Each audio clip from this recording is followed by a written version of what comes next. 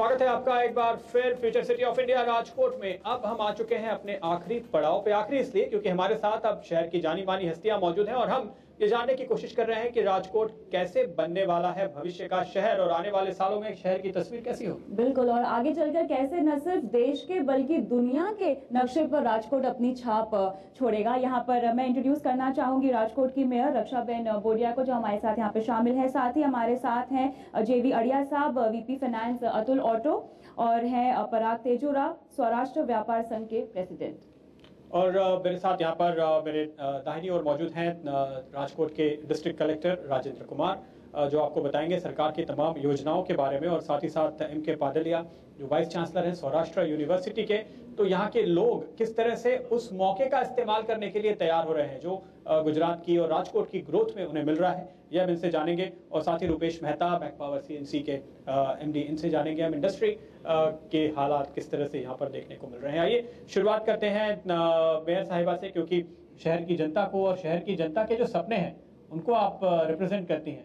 भविष्य का शहर राजकोट है, मानती हैं आप? किस तरह से आप ये साबित कर सकती हैं कि वाकई ये भविष्य का शहर कि अभी देख रहे हैं कि पूरा शहर है जो ये हमारे जो भारतीय जनता पार्टी के CM साहब है, तो वो उसने पहले तो यही सबसे बोलते हैं कि सौ साथ सबका विकास, यही उसका सेंटेंस है।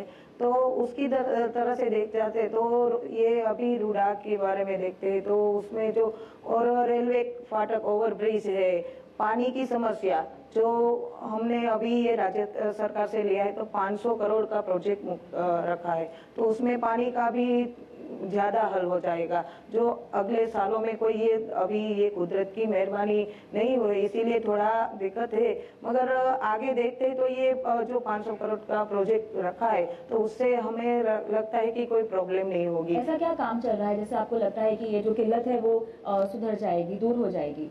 क्योंकि ये सब देख रहे हैं कि ये 500 करोड़ का प्रोजेक्ट हमने अभी देखा है। मैं आई अभी 15 दिन भी नहीं हुई मेयर हुई है, मगर ये मैंने देखा है वहाँ जाके कि पानी का क्या प्रॉब्लम है। और जो पोरबंदर और जामनगर दोनों का मैं देख रही हूँ कि वहाँ तक वो पानी का जो नर्मदा से आ रहा है वो सब जो ये कवर कर लेंगे। कब तक? अभी चल रहा है वो, शायद साल भर में तो हो ही जाएगा ये काम। ओके, ऐसी आपको उम्मीद है मिस्टर तेजुरा। लेकिन इंडस्ट्री के नजरिए से अगर आप बात करें तो क्या कन्विंस्ड हैं शहर के जो ऑफिसर्स हैं या रिप्रेजेंटेटिव्स हैं उनके इन वादों से? सबसे पहले तो मैं CNBC का एक शुक्रिया अदा करूंगा कि राजकोट जो एक अपने आप बड़ा हुआ शहर है, उनको आपने एक मौका दिया है कुछ दिखाने का, और आप दिखा रहे हैं पूरे विश्व को। जहां तक व्यापार और उद्योग की बात है तो मेरा ये स्पष्ट मानना है कि यहाँ कुछ दिया नहीं गया, सब डेवलप कर दिया गया है। लोगों ने अपने आप में एक जो आत्मविश्वास है उसको दिखा करके डेवलपमेंट किया है। आज राजकोट है ना? हाँ, आज भी राजकोट में ऑटो पार्ट्स इंडस्ट्रीज जो सब बोल रहे हैं, लेकिन ऑटो पार्ट्स की प्रोडक्ट डिजाइनिंग के लिए या तो रिसर्च एंड डेवलपमेंट के लिए या तो उनके प्रमोशन के लिए कोई इंस्टीट्यूट, गवर्नमेंट इंस्टीट्यूट या तो स्टेट गवर्नमेंट हो या सेंट्रल गवर्नमेंट, कोई काम नहीं कर रहा है। सिर्फ ऑटो पार्ट्स नहीं, आप इंडस्ट्रीज में जाइए, ज्वेलरी। नहीं, आपने चूंकि इंस्टीट्यूट्स की बात कही तो पादलिया साहब को यहाँ पे इन्वॉल्व करते हैं। आपको क्या लगता है, क्या जो यहाँ पे इस किस्म का कोई रिसर्च नहीं हो रहा है? आपके जो एकेडमिक परिप्रेक्ष्य में जो चीजें आपके अंडर में आती हैं, जो इंस्टीट्यूट आपके अंडर में आते हैं उनमें? साथ ही स्किल्ड लेबर के बारे में भी यहाँ पे चर्चा करना चाहेंगे, क्या उसको लेकर भी कोई परेशानी है? ये थोड़ा डिफरेंट पर्सपेक्टिव में जो क्वेश्चन है। जहाँ तक एकेडमिक इंस्टीट्यूशन का सवाल है तो यहाँ बहुत ऐसा रिसर्च हो रहा है, स्पेशली हायर एजुकेशन में पोस्ट ग्रेजुएशन लेवल पर। सौराष्ट्र यूनिवर्सिटी में there are 29 PG departments, out of which 8 departments are dealing with the basic sciences, and they are really doing well at the national level पर। हमारी जो 4 department ऐसे हैं तो we are getting special UGC assistance from central government. हमारे बच्चे यहाँ के जो हमारे जो यूनिवर्सिटी में MSc और PhD कर रहे हैं, वो स्पेशल असिस्टेंट प्रोग्राम के अंतर्गत बहुत फेलोशिप, रिसर्च फेलोशिप मिल रही है। जी मिस्टर पांडेलिया, लेकिन क्या ये अप्लाइड साइंस की जो इंडस्ट्री की जरूरत है, क्या वो पूरी नहीं हो रही है? क्या इंडस्ट्री के साथ कोऑपरेशन, कोलैबोरेशन नहीं हो रहा है? वैसे इंसिडेंटली 2009 से हमारे साथ जो सौराष्ट्र यूनिवर्सिटी के साथ इंजीनियरिंग इंस्टीट्यूट थी, वो अभी गुजरात टेक्नोलॉजिकल यूनिवर्सिटी के साथ चली गई। अभी all the engineering colleges of Gujarat are covered under the Gujarat technological universities. तो हमारे साथ है नहीं, लेकिन फिर भी मैं ये समझता हूँ तेजुरा जी का वो क्वेश्चन ठीक सही है। अभी पहला जो इंटरेक्शन चल रहा था इंडस्ट्रीज के बारे में, वो भी मैंने सुना, तो मैं समझता हूँ यहाँ there should be one research and development institute. Basically आप ये कह रहे हैं कि एकेडमिक कोर्स में जो चल रहा है वो तो है ही, उसके अलावा सरकार की ओर से ऐसे इंस्टीट्यूट्स जो वाकई इंडस्ट्री के लिए काम करें। मिस्टर कुमार, इस तरह की क्या योजनाएं? मैं आपको बताना चाहूँगा कि इस तरह की काफ़ी योजनाएं हैं और सौराष्ट्र अप्लाइड साइंसेज में there are many institutions. Rajkot के अंदर 5 इंजीनियरिंग कॉलेज हैं, 17 ITIs हैं। राजकोट में ज़्यादातर MSME सेक्टर है और ITIs हैं, 7 पॉलिटेक्निक्स हैं, 6000 से ज़्यादा कौशल्य वर्ग केंद्र में सीटें उपलब्ध करवाई गई हैं। पिछले 2 साल में 8 कौशल्य वर्ग केंद्र शुरू किए गए हैं और जो इंडस्ट्री का जो रिक्वायरमेंट है उसको ये केटर करने की कोशिश की जा रही है, खासतौर पे कौशल्य वर्ग केंद्र के द्वारा। राजकोट में 6 महीने पहले एक पूरे सौराष्ट्र रीजन का जो है वो इंडस्ट्री के साथ एक सेमिनार किया गया था, जिसके अंदर इंडस्ट्री का रिक्वायरमेंट को असेस करते हुए और यूथ जो आज का है उसकी रिक्वायरमेंट को असेस करते हुए इंडस्ट्री में उनको टाई अप करने का थ्रू कौशल्य वर्ग केंद्र जो है वो एक प्रयास भी किया गया। और एक दिन के अंदर लगभग 10 से 11 हज़ार जो यूथ थे उनको इंडस्ट्री के साथ जोड़ा गया, अटैचमेंट किया गया। इंडस्ट्री की जो रिक्वायरमेंट है उसको असेस करने के बाद काफ़ी सारी ऐसी स्कीम्स राज्य सरकार द्वारा चलाई जा रही हैं जो भविष्य में एक ब्रिजिंग गैप का काम करेगी। रुपेश जी, यहाँ पर आप कुछ कहना चाहते हैं? इंडस्ट्री के रिक्वायरमेंट पे यहाँ पे बात हो रही है, क्या व्यूज हैं आपके? जो तेजुरा जी ने बताया राजकोट का डेवलपमेंट में, उसमें कोई डाउट नहीं है कि आप एक सर्वे देखेंगे, वर्ल्ड के अंदर 22nd नंबर का फास्टेस्ट ग्रोइंग सिटी राजकोट को रैंक मिला है वर्ल्ड का। सो एक डिफरेंट इश्यू है कि अपने आप हुआ है या गवर्नमेंट की हेल्प से हुआ है, लेकिन हुआ तो है 22nd। अगर आप देखेंगे मतलब थोड़ा अगर आप इंजीनियर बन गए, सरकारी कॉलेज में पढ़ के बने या प्राइवेट कॉलेज में पढ़ के बने, बन तो गए, लेकिन अभी और भी बहुत कुछ हो सकता है, थोड़ा बाकी है। लास्ट 10 रन हो जाएगा, सेंचुरी बन जाएगा, 90 तो हो गया। अगर गवर्नमेंट इंस्टीट्यूट और इंडस्ट्रीज मिलके जो इंडस्ट्रीज की नीड है उसमें इंफ्रास्ट्रक्चर की हम बात करेंगे तो एक ब्राजील के प्रेसिडेंट का एक स्टेटमेंट ये था कि सिटी का या कंट्री का ग्रोथ ये नहीं है यहाँ पे कितनी कार है, कितने स्कूटर्स है, वो पब्लिक ट्रांसपोर्ट कितना यूज होता है। हमारी काफी समस्या जो है सिटी की वो सोल्व हो सकती है अगर लोग ज्यादा से ज्यादा। यहाँ पे राजकोट के अंदर 1% से भी कम लोग पब्लिक ट्रांसपोर्ट ऑलमोस्ट निग्लिजिबल है, 0 है लास्ट 20 ईयर्स से। तो इसलिए हमारी ट्रैफिक की प्रॉब्लम है, इसलिए हमारी रोड्स की प्रॉब्लम है, इसलिए ड्रेनेज की प्रॉब्लम है, इसलिए ब्रिज चाहिए हमें, वो चाहिए। अगर पब्लिक ट्रांसपोर्ट की utilization government sector private jointly मिलकर करते हैं तो ट्रैफिक का और ये जो हमारी सिटी की जो प्रॉब्लम्स है वो सुधर सकती है। दूसरा इंडस्ट्रीज के बारे में बात करेंगे तो यहाँ पे गवर्नमेंट के जो इंस्टीट्यूट्स है उसमें हम लोग यहाँ पे CMTI central manufacturing technology of India का बेंगलोर के बाद 2nd यूनिट राजकोट में लेकर है। लेकिन थोड़ा यहाँ पे एक रिसोर्सिस अभी चेंज हो रहा है। 15 साल पहले इंजीनियर मिलना भी मुश्किल था, आज की डेट में 18,000 इंजीनियर एक साल में निकल रहा है सौराष्ट्र से। तो वो प्रॉब्लम नहीं है, ग्रो हो रहा है, ग्रोथ हो रहा है, लेकिन नीड के हिसाब से हमारी सिलेबस जो है वो चेंज करनी पड़ेगी। यहाँ पे देखिए machine tools industry 450 unit machine tools के बैकबोन है इकोनॉमी का।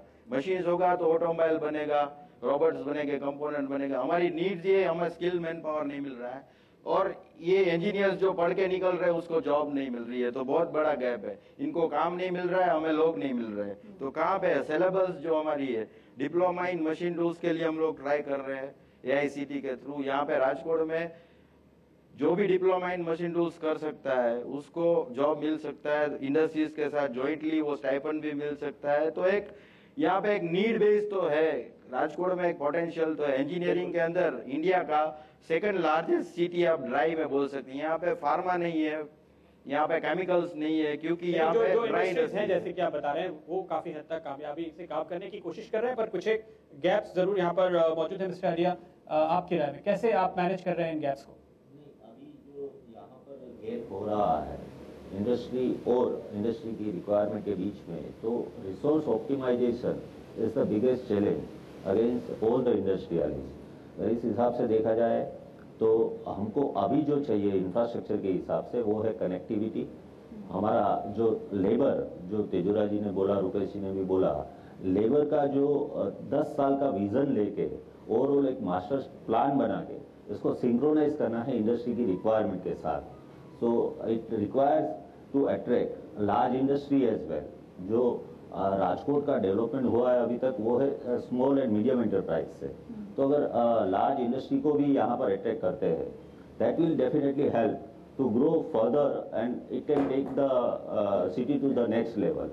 तो हम जो ये सुनते हैं कि गुजरात में बहुत सारे इंडस्ट्रीज आ रही है, बहुत सारी दुनिया की कंपनीज आ रही हैं, वो आप कह रहे हैं कि राजकोट में नहीं आ रही है? आनी चाहिए, ये हमारी एक्सपेक्टेशन है कि अगर राजकोट तक आती है, जब राजकोट में बेस है, वेंडर बेस इतना बड़ा है, it will definitely create a cost competitiveness among the manufacturers as well as among the vendors. तो ये आपने काफी इंटरेस्टिंग बात यहाँ पे शुरू की है, लेकिन हमें एक छोटा सा ब्रेक लेना पड़ेगा। आगे हम ये जानने की कोशिश करेंगे इंडस्ट्री के रिप्रेजेंटेटिव से भी कि वो क्या कर रहे हैं अपने इन और बिजनेस पार्टनर्स को या अपने वेंडर्स को जिनको ये सप्लाई करते हैं, अपने क्लाइंट्स को यहाँ तक लाने के लिए क्या वो उसके लिए तैयार है, और साथ ही साथ जानेंगे एडमिनिस्ट्रेशन की ओर से, सरकार की ओर से क्या कुछ किया जा रहा है।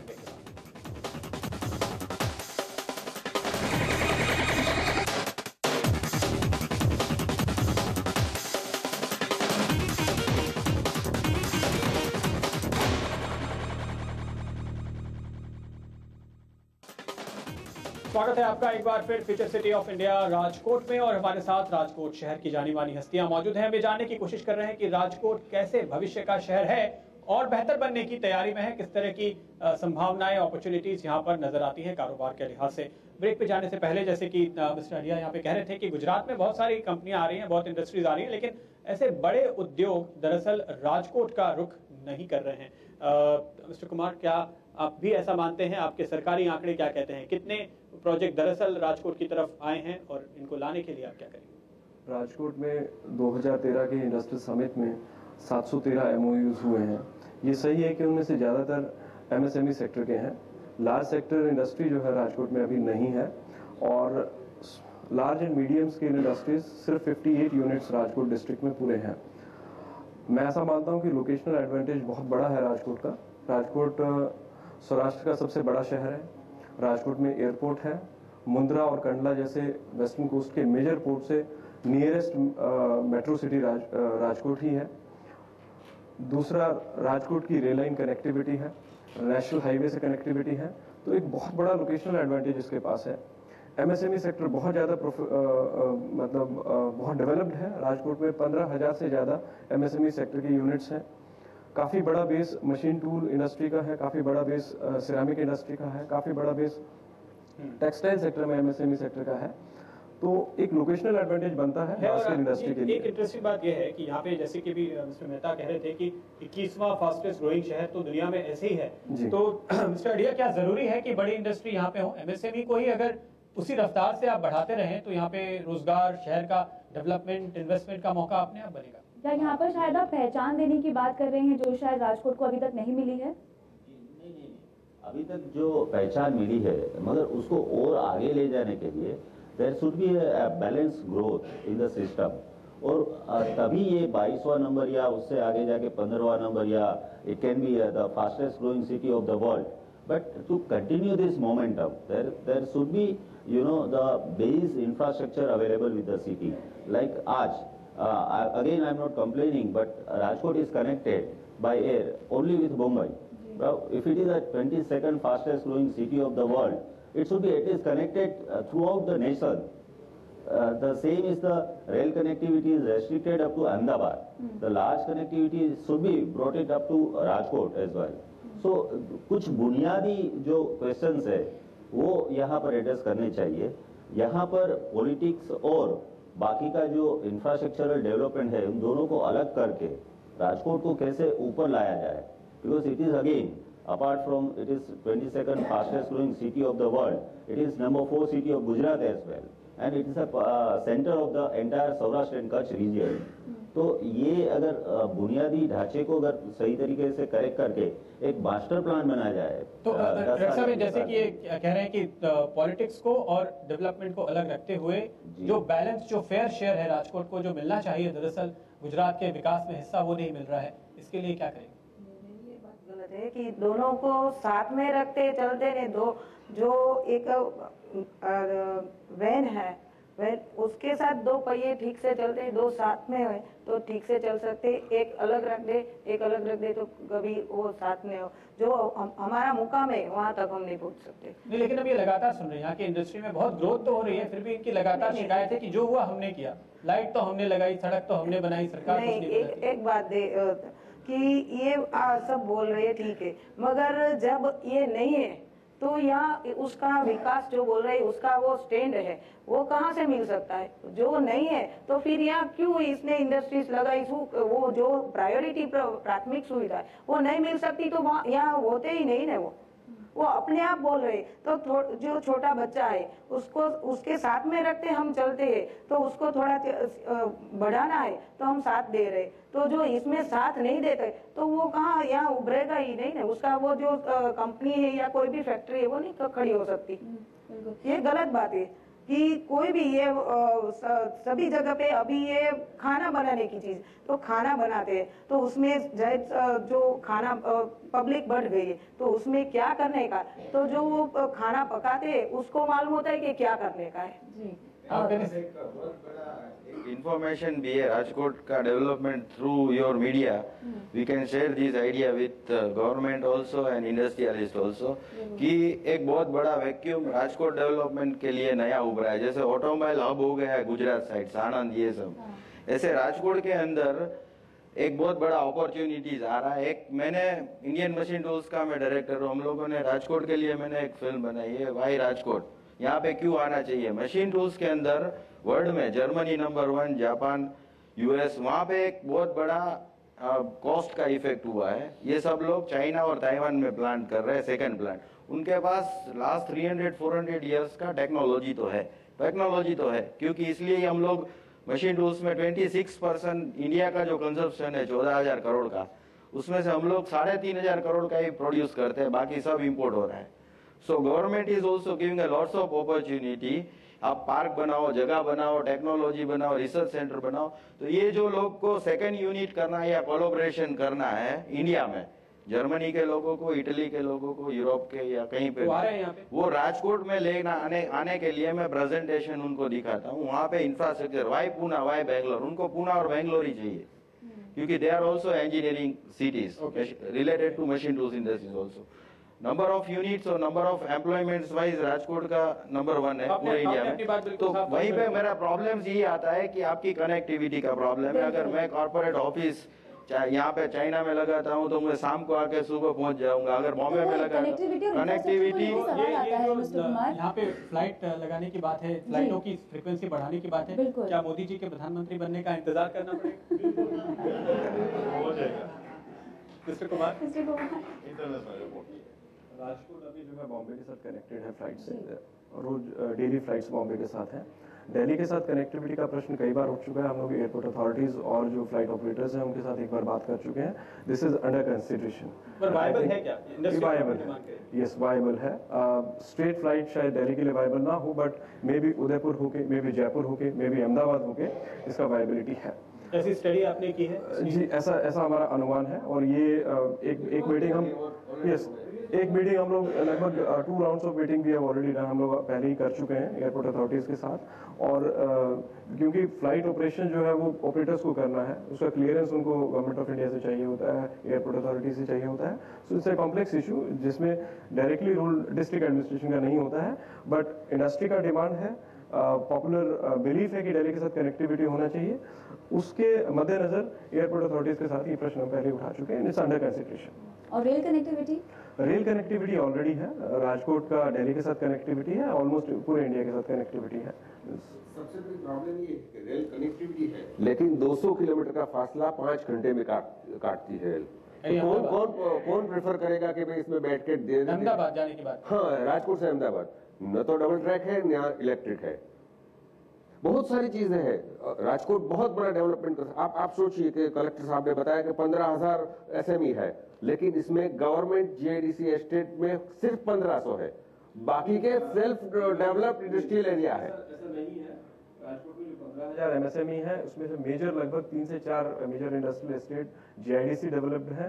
जीआईडीसी छापर वेरावल में 2200 यूनिट है और जीआईडीसी मेटोड़ा में 1500 से ज्यादा यूनिट है, ठीक है। और देयर आर 2 से 3 जीआईडीसी इन पाइपलाइन है। एक करेक्शन मैं करूंगा, Sapar GIDC is not the government GIDC, it's self made. Only Metoda and Aji where total 1500 units are there, otherwise there is no GIDC in Rajkot. Population के हिसाब से जो जब 15 साल से 3000 यूनिट सापर में काम कर रहे हैं, वहां कोई बेसिक फैसिलिटी गवर्नमेंट नहीं दे रही। ठीक है, चलो कोई प्रॉब्लम नहीं है। जो लोग अपने आप में, राजकोट के लिए कहावत है कि राजकोट का या सौराष्ट्र का आदमी पानी मांगेगा, आप पानी के बजाय उसके हाथ में पत्थर दे दोगे तो वो पत्थर निचोड़ करके अपना प्यास बुझा लेगा, वो उनकी ताकत है। लेकिन अब गवर्नमेंट ये सोचे कि ये ताकत को कैसे आगे ले जाए। ये कोई बहुत बड़ा इशू मेरे ख्याल से नहीं है मिस्टर कुमार, क्योंकि देश भर में कई शहरों में जो इरेगुलर कॉलोनीज बन जाती हैं वो भी बाद में सरकार रेगुलराइज करके उनको फैसिलिटी तो दे ही देती है। अब अगर इंडस्ट्री है तो इसको तो आप रेगुलराइज करने के लिए कदम उठा ही रहे होंगे। इंडस्ट्री जो है ये ऑलरेडी दिस मान्य संस्थान है छापर वेरावल इंडस्ट्रियल एस्टेट, उनका डिमांड शायद ये है कि इंटरनल फैसिलिटीज जो है उसकी एक बात है, infrastructure, internal infrastructure, public transport is one issue. दूसरा है एक शहर की अगर हम बात करते हैं उसकी एक फंक्शनल कनेक्टिविटी की बात है। सिटी का पॉपुलेशन एक है बट शहर सिर्फ शहर की बस्ती को केटर नहीं करता है, उसके आसपास का जो इंडस्ट्रियल हब है उसको भी केटर करता है। तो उसके साथ जो कनेक्टिविटी है, उसके साथ जो एंसिलरी सर्विसेज है, हाँ हमारे मास्टर प्लान में ये सब बातें हैं और ये एक जरूरत है जो भविष्य में बहुत जल्दी हमको पूरा करना पड़ेगा, ये एक फैक्ट है। बात बताऊं कि अटिका एरिया है, मौड़ी प्लॉट, अटिका और सवराट, तीनों में मिलकर के करीबन 3000 से ज्यादा छोटे छोटे यूनिट है जो 300-400 स्क्वायर फीट से लेकर के 4000-5000 फुट में काम करते हैं। तो हमने एक सुझाव रखा था कि भाई एक ऐसा एस्टेट बना दीजिए कि वहां सबको शिफ्ट कर दिए, क्योंकि यहाँ एक इंडस्ट्री चल रही है, बाजू में घर है, अब वो रहने वाले का भी प्रॉब्लम है। अच्छा, वहां जो रास्ता बनता है वो कार या स्कूटर की हिसाब से बनता है और आते हैं 30 टन के ट्रक। तो ये जो इसके पर ध्यान देना चाहिए। मेरा जो कहना है कि अगर डेवलपमेंट प्रोसेस को आगे ले जाना है तो जो करेक्टिव मेजर्स है, जो सुधार हमें अपने आप में करना है, ये स्वीकारने वाली बात है। तो यहाँ पर एक पॉलिटिकल व्यू की जरूरत है। हाँ, ये हमारी सबसे बड़ी प्रॉब्लम क्या है, ये पॉलिटिकल बात मैं नहीं कर रहा हूँ, लेकिन नहीं, आप अच्छा इनका जवाब तो सुनिए। नहीं, एक मिनट, मेरा जवाब सुन लीजिए। मैंने, हमारे ऑर्गेनाइजेशन ने पिछले 13 साल में करीबन 10,000 लेटर लिखे, 10,000। हाँ, सब एमपी, सब एमएलए, सब कॉर्पोरेट, सबको मेरे लेटर्स जाते हैं कि भाई इतना करने की जरूरत है, इसमें कोई ज्यादा नहीं है। लेकिन तकलीफ ये है कि या तो कांग्रेस की आला कमान या तो बीजेपी का आला कमान, उनके सामने जाकर के हमारे जो ऑफिस, जो चुने हुए प्रतिनिधि है, वो सिवा जिंदाबाद कुछ बोल नहीं सकते। रक्षाबेन, आप क्या कहेंगे इनके लोकशाही देश है, लोकशाही में जो ये बोल रहे हैं कि यहाँ इंडस्ट्री है उसके साथ रह नहीं सकते, तो वो अपना पर्सनल है कि वहाँ कहाँ रहे, वो हम नहीं कह सकते आप यहाँ मत रहो। जो उसको जो प्रॉब्लम है वो सोल्व कर सकते हैं, क्यों ये हम नहीं कह सकते कि आप यहाँ रहो, इंडस्ट्रियल एरिया आप मत रहो। वो हम बोलते हैं कि यहाँ जो सब गंदगी है, सब ये इंडस्ट्रियल एरिया की जो कोई वेस्टेज माल निकलता है, मगर वो उसको प्रॉब्लम है कि भाई हम दूर नहीं रह सकते, उसके पास जो कोई प्रश्न है वो सोल्व नहीं होता, इसीलिए हम ये नहीं कह सकते कि आप मत रहो। ये सब जो बोल रहे हैं कि ये सामान लेने की ट्रक आ रहे, वो तो सब अपने इंडस्ट्रियल एरिया है तो आएगी, तो उसके साथ कोई कनेक्टिविटी नहीं है। वो इंडस्ट्रियल एरिया नहीं है, वो रेसिडेंशियल एरिया है जहाँ इंडस्ट्रीज डेवलप हो गई है, आप समझिए। बिल्कुल, तो उनको शिफ्ट करने की आवश्यकता है। डेवलप हो गई है, ठीक है, वो शहर की तरक्की कर रहे हैं, इसमें कोई प्रॉब्लम नहीं है, लेकिन उनको एक सिस्टम से अगर बाहर ले जाया जाए कि भाई हमने सुझाव दिया, कुछ ऐड करना चाहते हैं। ये जो सारी बातें वो प्लानिंग को लेके है, क्योंकि ये जो भी डेवलपमेंट हुआ है पास में, वी कैन नॉट क्वेश्चन 2000 में क्या हुआ था, 1990 में क्या हुआ था, वो उसके हिसाब से शायद सही हो सकता है, बट अब जो सिटी को जो रफ्तार से हमको आगे लेके जाना है, उसके लिए एक पूरे बुनियादी ढांचे में बदलाव की जरूरत है। पूरे मास्टर प्लान को एक अलग नजरिए से देखने की जरूरत है। इंडस्ट्री और सिटी दोनों को साथ में किस तरह से डेवलप किया जाए, क्योंकि कुछ बुनियादी बातें, अगर मेरे को व्हाइट कॉलर को इधर अट्रैक्ट करना है, मेरे को लार्ज इंडस्ट्री को इधर अट्रैक्ट करना बिल्कुल, है, तो इन सारे स्टील को अट्रैक्ट करना है, तो इवन मेरे को सिटी को भी डेवलप करना है। इन सारे सवालों के जवाब में थोड़ा वक्त लगेगा। एक ब्रेक ले लेते हैं, ब्रेक के बाद इन सारे सवालों के जवाब लेंगे। और यहाँ पे जो तमाम दर्शक बैठे हुए हैं उनके भी कई सारे सवाल हैं, उनके सवाल भी उठाएंगे, लेकिन लौटेंगे तुरंत, आप कहीं जाएंगे।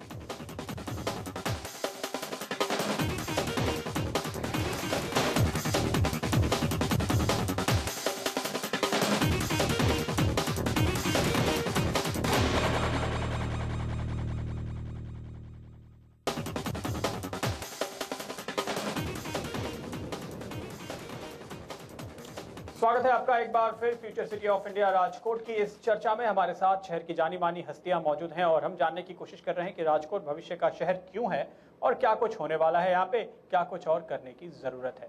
काफी सारे सवाल यहाँ पर हमारे तमाम पैनलिस्ट ने उठाए और उनके जवाब भी हमने हासिल करने की कोशिश की, लेकिन हमारे साथ यहाँ पर जो तमाम दर्शक मौजूद हैं उनके सवाल लेते हैं। कविता। बिल्कुल, और सबसे पहले यहाँ पे विजय सिंघाला साहब अपना सवाल पूछना चाहते हैं। हाँ जी, पूछिए। मेरा सवाल ये है सर, चाइना की तरह जो हम स्मॉल इंडस्ट्रीज आइटम प्रोड्यूस करते हैं, वो चाइना की तरह एक ऐसी एजेंसी होनी चाहिए जो अपनी तरफ से वो सब माल अपनी तरफ से खरीद ले और बाहर के देशों में एक्सपोर्ट करे। ऐसी बीच में एजेंसी होनी चाहिए, क्योंकि स्मॉल इंडस्ट्रीज में क्या होता है कि उसके साथ वो मालिक वही होता है, नौकर वही होता है, प्रोड्यूस वही करता है, तो ये सब लेटर वर्क करने के लिए उसके पास कोई समय नहीं होता है, उसके पास कोई ऐसी एक्सपर्टाइज भी नहीं होती है जैसी जिससे वो पूरा अपना सब बिल्कुल तो कॉरेस्पॉन्डेंस कर सके। तो चाइना में ऐसा है कि जो माल प्रोड्यूस करता है वो चाइना गवर्नमेंट परचेज कर लेती है और फॉरेन प्रदेश में वो एक्सपोर्ट करती है। तो ऐसी एजेंसी इस सवाल का जवाब लेने की कोशिश करते हैं। NSIC जो यहाँ पे है, गवर्नमेंट का इनडायरेक्टली रोल है इसमें। इंस्टीट्यूट है यहाँ पे जो आपके लिए आपकी प्रोडक्ट को पहले तो सर्टिफाइड करेगी, आपके लिए बायर्स ढूंढेगी और आपके लिए वो प्रोडक्ट के अंदर जो डिजाइनिंग में चेंज चाहिए, आपको एक्यूरेसी में चाहिए, और इनकी मार्केट इंडिया में कहाँ पे है और इनकी मार्केट जो है वो फॉरेन में कहाँ पे है, उसकी एग्जीबिशन की कॉस्ट क्या आती है, उसमें एक्सपोर्ट प्रमोशन काउंसिल है वो 50% सब्सिडीज देती है, और NSIC जो है, लेकिन उनकी इफेक्टिवनेस कितनी है वो दैट इज सेकेंडरी इश्यू। तो हमारे पास है क्या कुछ सरकार की ओर से किया जा रहा है, तो इनको जानकारी नहीं है एक तो इनके बारे में।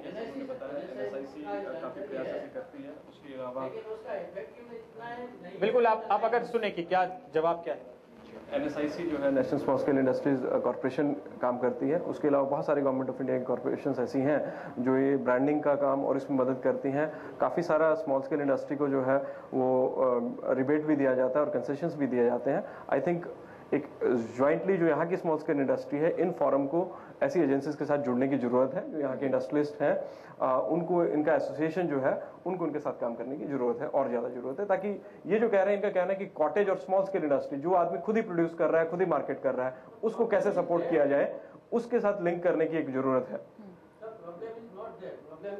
They should come to our doors. Yes, मैं भी वही बोल रहा हूँ कि they are not coming to our doors because small producers cannot go to this office and the officer may remain present or may not be present. ये तो थोड़ा सा होता है, बिल्कुल वापस जाना पड़ता है, 2-3-4 दिन 4-5 धक्का करके वो थक जाता है। तो they should come to our doors. At doorstep service should be provided to the small manufacturers so that they can sell their products and ये जो राजकोट की इंडस्ट्री है आगे आ सके।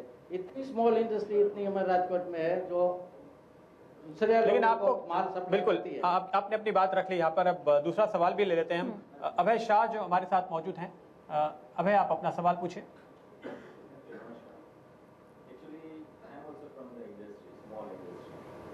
And what I see is there is a big gap in human resources and technical support, which maybe the government, with government initiative and public participation, we can arrange for that technical support center and human resource development center, which can help develop the city on its own. all the disciplines will come automatically, educational standards will come up, neatness, discipline, manners, everything will come up. These things should come up. For that, what can be done? इसके लिए मैं बताता हूँ, यहाँ पे जो general जो हमारी डिस्कस चल रही है उसका कंक्लूजन भी हम चाहेंगे। तो मैं थोड़ा ये बताना चाहूंगा कि यहाँ पे देखो, गवर्नमेंट जो है, कलेक्टर साहब है या कॉरपोरेशन है, वो लोगों की जो समस्या है उसमें 90%, क्योंकि शहर की जो पहचान है वो इंडस्ट्रीज है। बॉम्बे की पहचान है कि फिल्म है, स्टॉक मार्केट है, वहाँ पे इंडस्ट्रीज नहीं है, सर्विस इंडस्ट्रीज है। जैसे राजकोट की पहचान है, यहाँ की इकोनॉमी जो है, यहाँ पे 60 to 70% लोग है वो इंडस्ट्रीज से जुड़े हुए। उनकी समस्याओं के बारे में ना सरकार के पास या ना कॉरपोरेशन के पास प्रायोरिटीज है, क्योंकि उनको जनरल पब्लिक की समस्या ही इतनी है।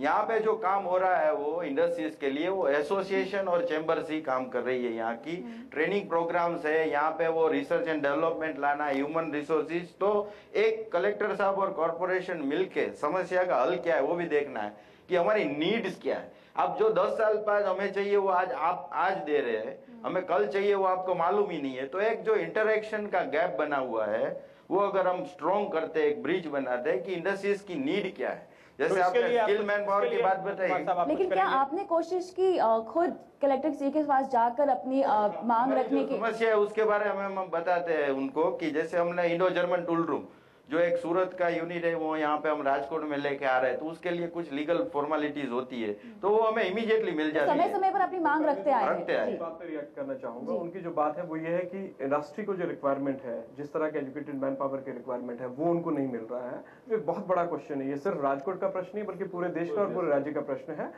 ये इसमें बहुत सारे चेंजेस एजुकेशन पॉलिसी में लाने की जरूरत है, बहुत सारे चेंजेस सिलेबस में लाने की जरूरत है, जो एक बहुत बड़ा पॉलिसी लेवल इशू है। सो डिस्ट्रिक्ट एडमिनिस्ट्रेशन डायरेक्टली इस प्रश्न को डील नहीं करता है।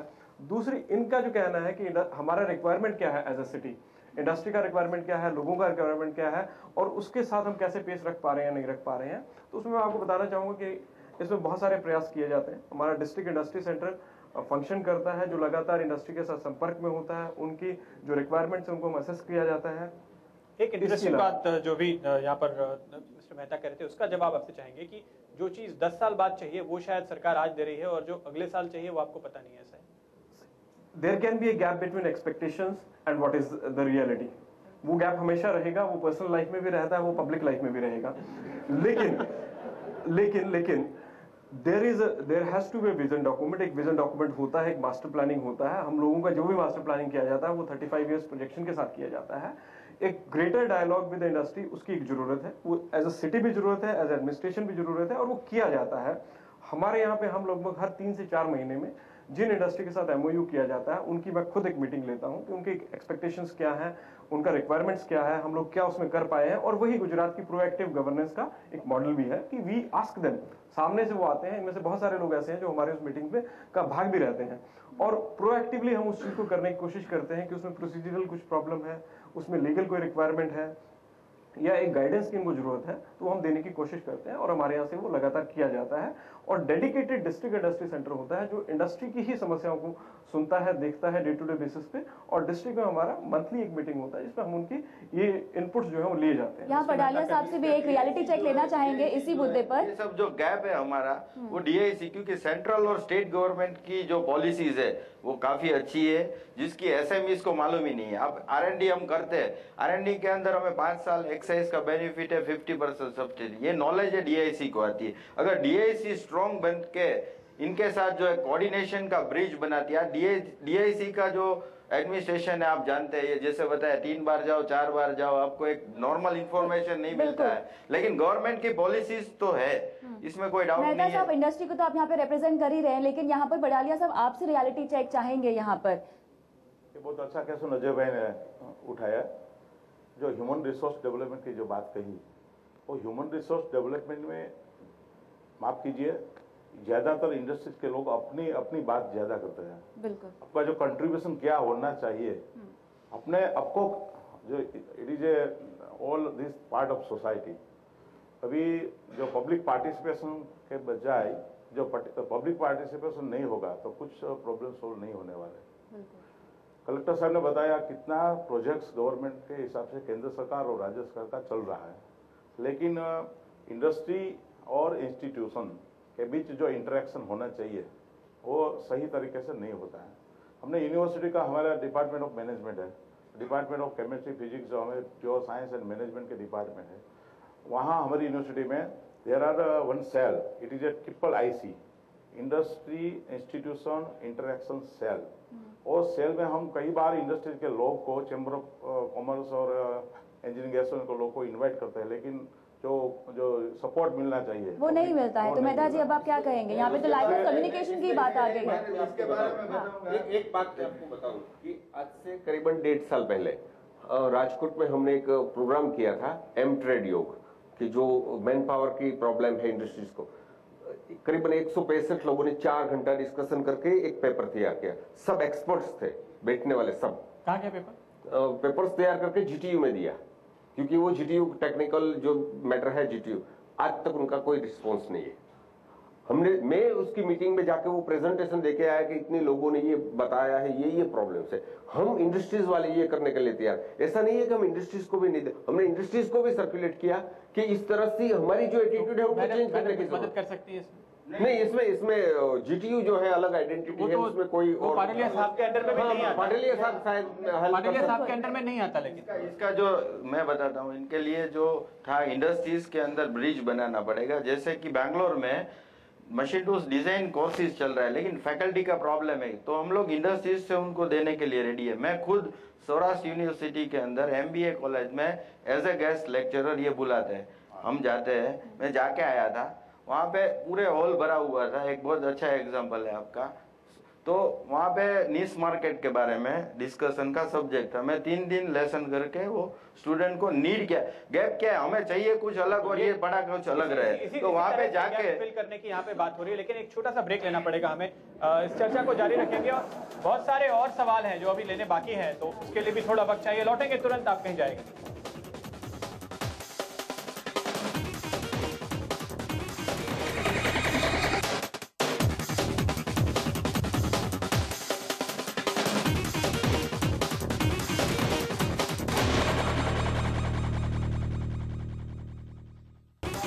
चर्चा में और हम जानने की कोशिश कर रहे हैं कि राजकोट किस तरह से भविष्य का शहर है। कुछ सवालों के जवाब लेते हैं। यहाँ पे मिस्टर संघानी मौजूद हैं, जे संघानी, जो अपना सवाल पूछना चाहते हैं, बताइए। राजकोट में आपका बहुत बहुत स्वागत है हमारे को फोकस करने के लिए। बात यह है कि साहब ने पहले बोला राजकोट में बारिश आता है, पानी आके चला जाता है, मगर उसको रोकने के लिए कोई ऐसा कदम नहीं निकाले गए कि जो उसे प्रिजर्व कर सके, ऐसा कोई जरिया नहीं है। दूसरी क्या बात है कि हमारे को राजकोट वाले को पानी मिल जाता है, मगर वो हमारे को पैसा देके लेना पड़ता है। साल में 3 मंथ तो ऐसे ही होते हैं कि जो रिक्शा टैंकर वगैरह लेके हमारे को अपने खुद के पैसे से वो टैक्सेस भरते हुए भी लेने पड़ते हैं, उसके लिए कुछ प्लानिंग नहीं है। राजकोट की समस्या का सबसे बड़ा क्वेश्चन है, उसका समाधान मेयर के पास है। एक चेन्नई, बिल्कुल उन्हीं से पूछ रहे हैं। चेन्नई के अंदर ये एग्जांपल हुआ है। ये बात आप बोल रहे हैं कि पानी की समस्या नहीं है, जो आप ये अभी ये राजकोट शहर बढ़ रहा है, तो कोई जगह ऐसी है कि जो उस नीचे पथराव है, तो वहाँ आप जो बोरवेल करते हैं तो उसकी वजह से भी आपको थोड़ा दिक्कत होती है। मगर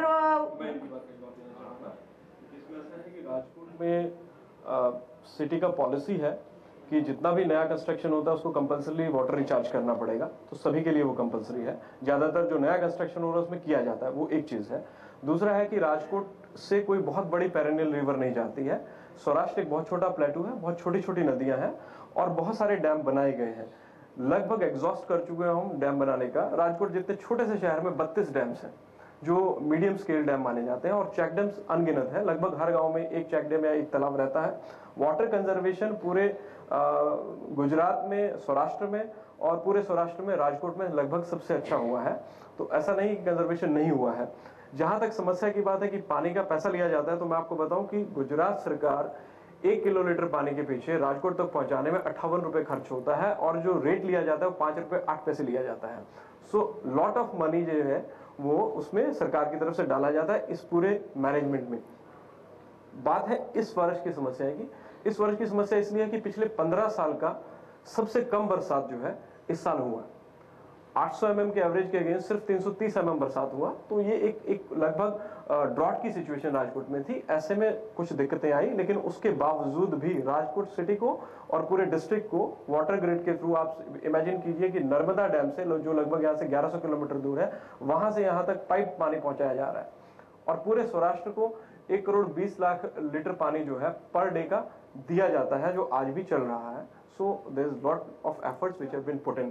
Gujarat possibly is the only state की जहाँ पे पूरे सौराष्ट्र के लिए water grid is available with us. Okay, एक और इसमें एक बात मैं आपको बताऊं कि सौराष्ट्र को पानी पहुंचाने के लिए Saurashtra water grid scheme government ने बनाई थी 1988 में, जो कि नर्मदा योजना का एक हिस्सा था। वर्ल्ड बैंक तक वो स्कीम पूरी अप्रूव हो गई और सिर्फ 2000 के साल में वो 2000 करोड़ रुपए में खत्म होने वाली स्कीम थी। मैं मानता हूं कि कोई भी वजह से वो इम्प्लीमेंट नहीं हुई, लेकिन जो अगर आज भी उनका काम शुरू कर दिया जाए तो अगले 3-4 साल फाइल शायद दिल्ली में या गांधीनगर में कंप्लीट। पाइपलाइन की बात है, वो केनाल की बात है। मैं इसी की बात कर रहा हूँ कि वाटर ग्रिड हमारा पूरा हो चुका है लगभग, उसी की वजह से हमारे सवाल का जवाब मिल गया। यहाँ पे अगले दर्शक की ओर जाते हैं। यहाँ पे अगले दर्शक, इस साल हमारे पास किसी भी डैम में पानी नहीं आया राजकोट में, 32 में से किसी भी डैम में इस साल इनलेट नहीं था। उसके बावजूद हम हर गांव तक पानी क्यों दे पा रहे हैं? क्योंकि नर्मदा से पानी यहाँ तक ला पा रहे हैं। एक और दर्शक का सवाल लेते हैं, हमारे पास वक्त थोड़ा कम है। मिस्टर अजरुद्दीन, हाँ जी, अपना सवाल पूछिए। मेरा सवाल ये है कि गवर्नमेंट, मेयर जी और कलेक्टर, आप लोग पोल्यूशन पे क्या कर रहे हैं? कई लोग आए यहाँ पे, रियलिटी पे आए और दूसरे कई लोग भी आए बड़े बड़े, लेकिन किसी ने भी पोल्यूशन पे बात नहीं की, जो मेजर प्रॉब्लम है हमारा। ओके, जैसे बेंगलोर को ग्रीन सिटी बनाया गया है, वैसे राजकोट को कुछ इस तरह आगे बढ़ाया जाए। यहाँ तो लेक्स बहुत थी, यहाँ तो पानी की पहली शॉर्टेज है, तो यहाँ तो शायद उल्टी प्रॉब्लम है।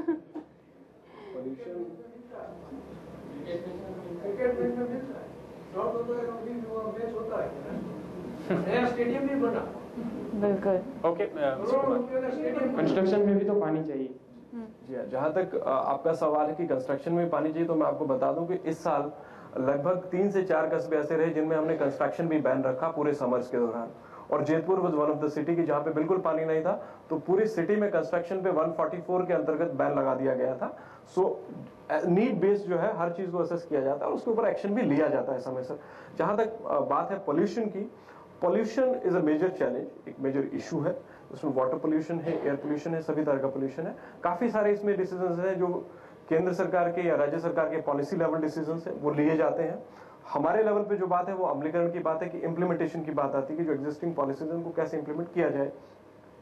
राजकोट डिस्ट्रिक्ट के अंदर जीपीसीबी का ऑफिस है, रीजनल ऑफिस रहता है, जो इंडस्ट्री के ऊपर भी वॉच रखता है। ये सब लोग जानकार हैं, ये जानते हैं कि जीपीसीबी जितना भी हमारा जहां से जहां भी पोल्यूशन रहता है या जहां जहां पे जिस इंडस्ट्री का जो सीवेज ट्रीटमेंट है या सिटी का जो है, इसमें 2-3 इश्यूज हैं। एक है इंडस्ट्री रिलेटेड पोल्यूशन, दूसरा है कि सिटी के अंदर जो सॉलिड वेस्ट हो रहा है उसको कॉर्पोरेशन मैनेज करती है, और इंडस्ट्री से रिलेटेड जो वेस्ट रहता निकलता है उसके ऊपर जीपीसीबी का रीजनल ऑफिस जो है वो मॉनिटरिंग करता है, यानी वो उसको अमलीकरण किया जाता आपका है। जो फ्रेमवर्क है वो यहाँ पर मौजूद है। हम काफी सारी शिकायतें कर चुके हैं, हम आखिरी दौर में चूंकि पहुंचे हैं, और हकीकत यही है कि इन सारी दिक्कतों के बावजूद राजकोट शहर और यहाँ के उद्योग दोनों ने काफी अच्छी तरक्की कर रखी है। रक्षाबेन, आपसे ये जानना चाहेंगे थोड़े एक लाइट नोट पे कि जो गुजराती में अगर हम कहें तो राजकोटनी बीजी कई वस्तुओं वखणाएं एम थोड़ी माहिती आपको हमने हिंदी में पण।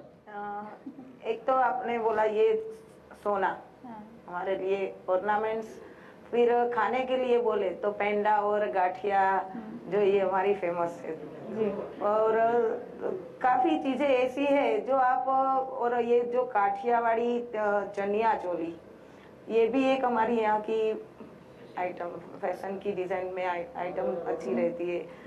काफी चीजें ऐसी है, और ये जो हमारे यहाँ त्योहार होते हैं उसमें भी एक सभी जगह पे किसी राज्य में हो या न, हमारे राजकोट शहर में ऐसा है कि कोई भी ओकेजनली प्रसंग या जो भी त्योहार, राष्ट्रीय त्योहार है या कोई, तो उसमें सब अच्छी तरह से पार्ट लेते हैं और उसको उसका आनंद लेते हैं। बिल्कुल। इसमें एक बात और भी है कि राजकोट की सबसे बड़ी जो फेमस चीज है वो दोपहर का सोना। अच्छा। अगर आपके पास कोई भी व्हीकल है और ब्रेक नहीं है तो आप चल सकते हैं। अच्छा, ये आपने लाइट मूड की बात की है, लेकिन थोड़ा लाइट मूड से और थोड़ा ज्यादा उठकर एक बात आपको बताना चाहूंगा। आपने जो ये उभरता हुआ शहर यहाँ जो चर्चा हो रही है, पूरे विश्व में रुपेश भाई ने बताया, आई थिंक ये 21 से 22 फास्टेस्ट डेवलपिंग सिटी, उसके पीछे एक और बात है जो किसी का ध्यान गया नहीं गया मेरे को मालूम नहीं है कि राजकोट का सोशल कल्चरल जो एटमॉस्फेयर है वो बहुत हेल्दी है। ये बात वेरी इंपॉर्टेंट है। जो industry besides heavy obstacles, industries are doing very well and fastest growing city में रुपेश भाई बता रहे हैं इंडस्ट्रीज का बहुत डेवलपमेंट हो रहा है। उसके पीछे भी ये रीजन है, यहाँ जो कल्चरल और सोशल जो माहौल है। बिल्कुल पटालिया साहब, और इसका श्रेय यहाँ के लोगों को ही जाता है जो कि राजकोट को प्रगति की राह पर ले चल पड़े हैं। और इसीलिए प्रदीप, आपने बताया पहले कि अपने जीवन का अधिकांश समय आपने यूपी में गुजारा है, अब राजकोट के बारे में आपका क्या कहना है?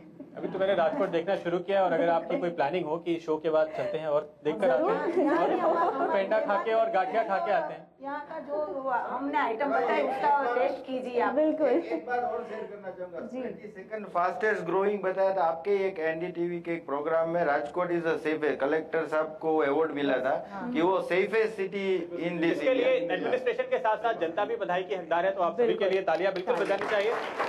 लेकिन हम राजकोट की बातें अभी खत्म नहीं हुई, शायद शुरू हो रही है, लेकिन उसके लिए हमारे पास वक्त थोड़ा कम है। आप सभी से इजाजत लेंगे। बहुत बहुत शुक्रिया आप सभी का यहाँ पे शामिल होने के लिए, और सीएनबीसी आवाज पर, राजकोट पर और गुजरात के दूसरे शहरों पर और देश की दूसरी फ्यूचर सिटीज पर इस तरह के कार्यक्रमों का सिलसिला जारी रहने वाला है। बहुत बहुत शुक्रिया इस चर्चा में, इस कार्यक्रम में शामिल होने वाले सभी राजकोट वासियों का। मिलेंगे एक और नए शहर में आगे सीएनबीसी आवाज पर, आप देखते रहिए।